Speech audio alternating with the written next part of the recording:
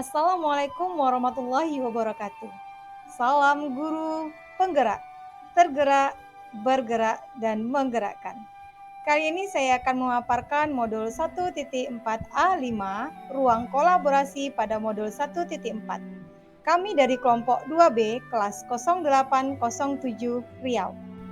Pada kesempatan kali ini, kami didampingi oleh fasilitator Bapak Riki Kurnia Ilahi MPD. Dengan anggota kelompok, Ibu Rostiana Berliana Tindamunan sebagai presenter, Bapak Sahrizal Hamdani sebagai penanggap dan penanya, Ibu Kasmiati sebagai moderator, dan saya sendiri Devi Haryanti Umbara sebagai responden. Adapun tujuan pembelajaran khusus, yang pertama, CGP dapat menganalisis kasus-kasus yang disediakan berdasarkan konsep-konsep inti dalam modul budaya positif bersama CGP lain dalam komunitas praktisi. Yang kedua, CGP dapat mempresentasikan hasil analisis studi kasus berdasarkan konsep-konsep inti dalam modul budaya positif. Analisis kasus pertama. Guru matematika dan wali kelas 8, Ibu Santi sakit, sehingga tidak dapat masuk dan mengajar. Akhirnya dicarikan guru pengganti, yaitu Ibu Eni. Ibu Eni baru 2 tahun menjadi guru SMP.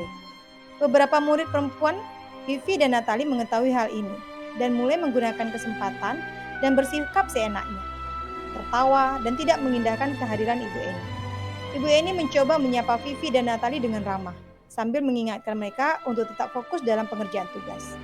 Ayolah, tugasnya dikerjakan, nanti Ibu ditegur Bapak Kepala Sekolah kalau kalian tidak mengerjakan tugas. Tolong bantu Ibu ya. Namun Vivi dan Natali malah tertawa, Ibu, santai saja. Mereka tetap tidak mengerjakan tugas dan malah mengobrol. Keesokan harinya, Ibu Santi memanggil Vivi dan Natali serta menanyakan tentang laporan Ibu Eni. Ibu Santi menanyakan apakah mereka bersedia melakukan memperbaiki permasalahan yang ada. Vivi dan Natali sempat ragu-ragu dan membela diri. Namun pada akhirnya mengatakan akan meminta maaf. Ibu Santi menanggapi bahwa tindakan itu boleh saja dilakukan bila mereka sungguh-sungguh ingin meminta maaf. Namun Ibu Santi menanyakan kembali, apa yang mereka bisa lakukan untuk menggantikan rasa tidak dihormati Ibu Santi. Baik Vivi maupun Natali mengakui bahwa perilaku mereka tidak sesuai dengan keyakinan kelas.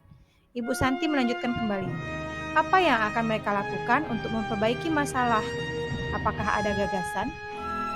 Setelah berpikir sejenak, Natali dan Vivi mengusulkan bagaimana kalau mereka mengadakan sebuah diskusi kelompok dengan teman-teman sekelasnya. Tema yang mereka pilih adalah penerapan keyakinan kelas, terutama tentang sikap saling menghormati dan bagaimana penerapannya di kehidupan sehari-hari di sekolah. Usulan kedua adalah mengirim email kepada Ibu Eni tentang gagasan mereka tersebut. Mereka pun memberitahu Ibu Eni bahwa mereka telah memberitahu kepala sekolah, Pak Hasan, bila lain waktu ada ketiadaan guru, maka mereka akan mengusulkan Ibu Eni sebagai guru pengganti.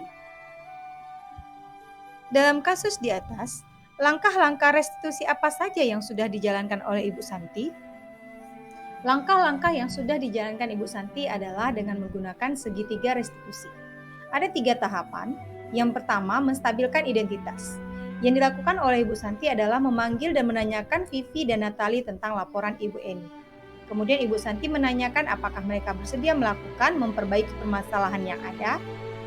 Tahap yang kedua, memvalidasi tindakan yang salah. Yang dilakukan oleh Ibu Santi adalah, Ibu Santi menanggapi bahwa tindakan itu boleh saja dilakukan bila mereka sungguh-sungguh mau meminta maaf.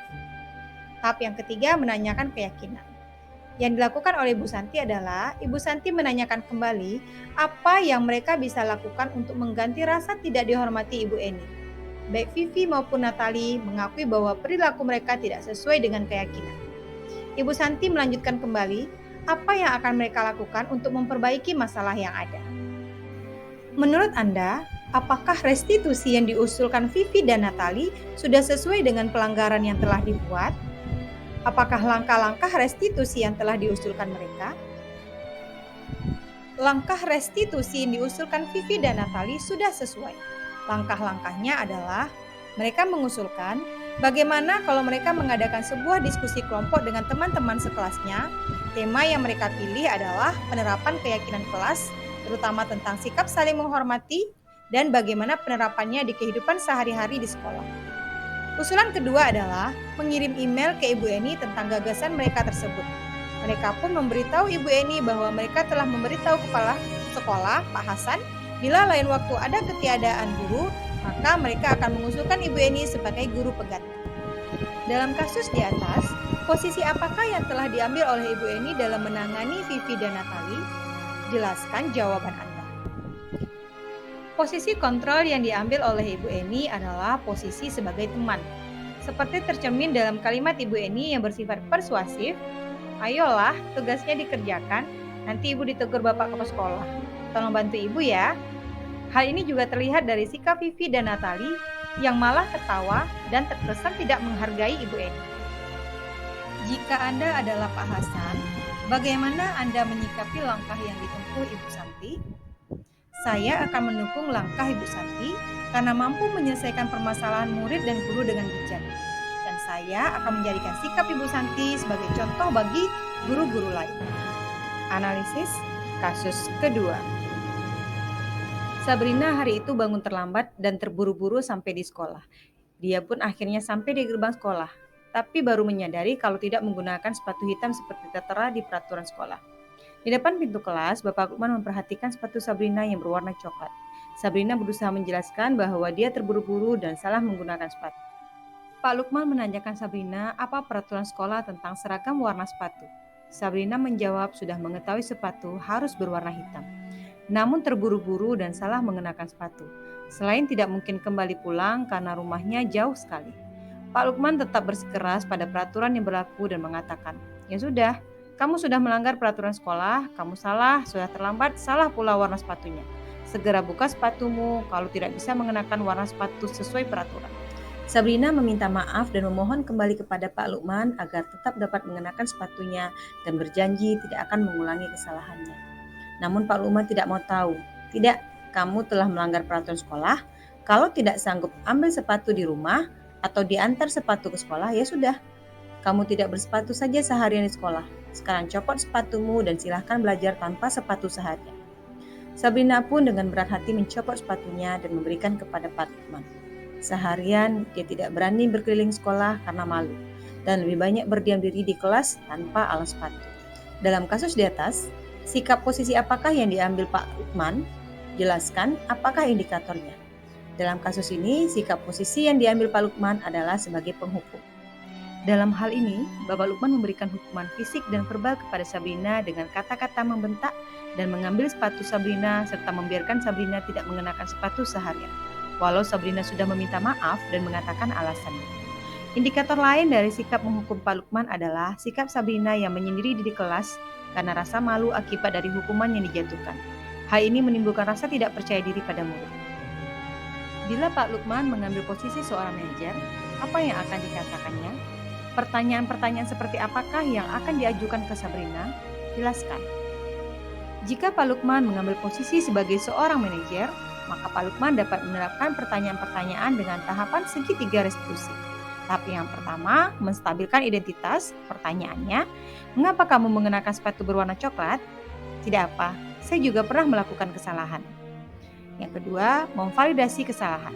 Jika kamu memperbaiki kesalahanmu, maka hal ini menunjukkan apa tentang dirimu. Dan yang ketiga, menanyakan keyakinan.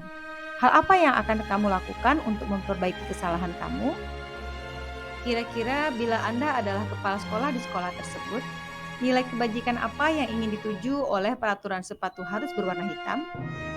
Bagaimana Anda menyikapi langkah yang diambil Pak Lukman mengenai kasus tersebut? Nilai kebajikan apa yang ingin dituju oleh peraturan sepatu harus berwarna hitam? Yaitu nilai kesamaan, kesederhanaan, kepatuhan, dan menghargai orang lain. Bagaimana Anda menyikapi langkah yang diambil Pak Lukman mengenai kasus tersebut? Saya akan menyikapinya dengan mengambil posisi kontrol sebagai seorang manajer dengan terlebih dahulu menanyakan kepada Pak Lukman alasan Pak Lukman melakukan tindakan demikian terhadap Sabrina. Tahap menstabilkan identitas. Kemudian bertanya kembali kepada Pak Lukman, apakah menurutnya tindakannya yang dilakukannya sudah sesuai dengan perannya sebagai seorang guru, validasi tindakan, dan menyampaikan apakah sebaiknya yang dilakukan Pak Lukman untuk memperbaiki kesalahan dan apa yang dilakukan untuk menanamkan nilai-nilai kebajikan kepada murid. Analisis kasus ketiga. Ibu Dani sedang menjelaskan pelajaran bahasa Inggris di papan tulis. Namun beliau memperhatikan bahwa Fajar malah tidur-tiduran dan tampak acuh tak acuh pada pelajarannya. Fajar, coba jawab pertanyaan nomor 3. Maju ke depan dan kerjakan di papan tulis. Fajar pun tampak malas-malasan maju ke depan, dan sesampainya di depan papan tulis pun Fajar hanya diam terpaku sambil memegang buku bahasa Inggrisnya dan memainkan spidol di tangannya. Ayo Fajar, makanya jangan tidur-tiduran. Lain kali perhatikan. Sudah sana, duduk kembali. Kira-kira siapa yang bisa? Fajar pun kembali duduk di bangkunya.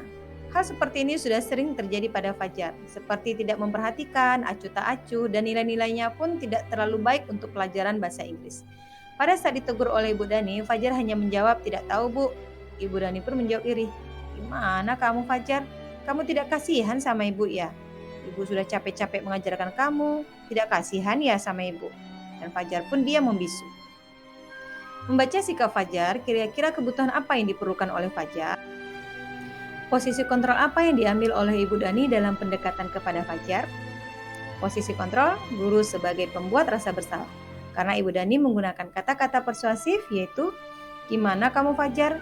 Kamu tidak kasihan sama Ibu ya? Ibu sudah capek-capek mengajarkan kamu, tidak kasihan sama Ibu?" Membaca sikap Fajar, kira-kira kebutuhan apa yang diperlukan oleh Fajar?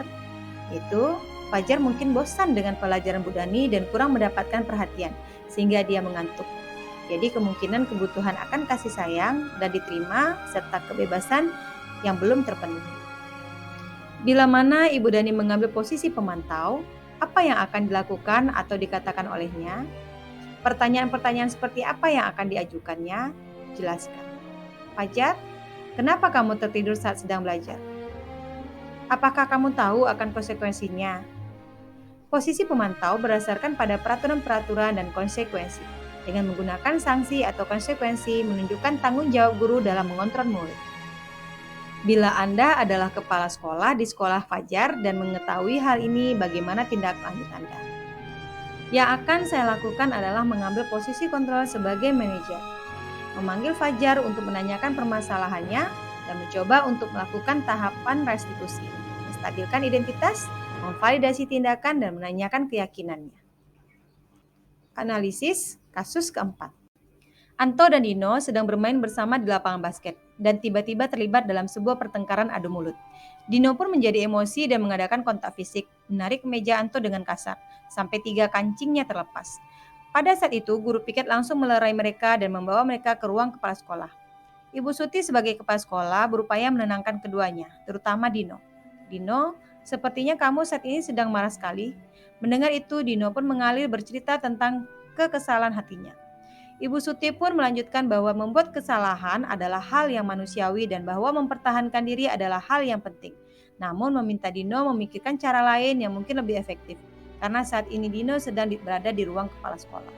Ibu Suti melanjutkan bertanya tentang keyakinan sekolah yang disepakati, serta apakah Dino bersedia memperbaiki kesalahan yang telah dilakukan terhadap Anto. Dino pun akhirnya perlahan mengangguk. Kemudian Ibu Suti balik bertanya kepada Anto, hal apa yang bisa dilakukan Dino untuk memperbaiki masalah? Anto menjawab, "Saya perlu kancing saya diperbaiki, Bu. Ibu saya akan sangat marah kalau melihat kancing baju saya sampai copot 3 kancing begini." Ibu Suti pun kembali bertanya ke Dino apakah yang akan dia lakukan untuk mengganti 3 kancing Anto yang terlepas. Dino berpikir sejenak, namun menjawab, "Wah, tidak tahu Bu, saya lem kembali mungkin ya?" Ibu Suti berpikir sebentar dan menanggapi, "Kalau dilem akan mudah terlepas kembali Dino. Bagaimana kalau kamu menjahit saja? Bersediakah kamu?" Dino tampak ragu-ragu dan menanggapi, "Menjahit? Mana saya tahu bagaimana menjahit Bu." Ibu Suti meneruskan, "Apakah kamu bersedia belajar menjahit?" Dino berpikir sejenak, memandang ke meja Anto dan menanggapi, "Yang mengajari saya siapa Bu?" Dengan cepat Ibu Suti menjawab, "Pak Irfan, guru tata busana." Dino kembali diam sejenak, memandang ke meja Anto yang tampak kancing. Akhirnya, Dino mengangguk tanda menyetujui dan sepanjang siang itu Dino belajar menjahit dan memperbaiki kemeja Anto.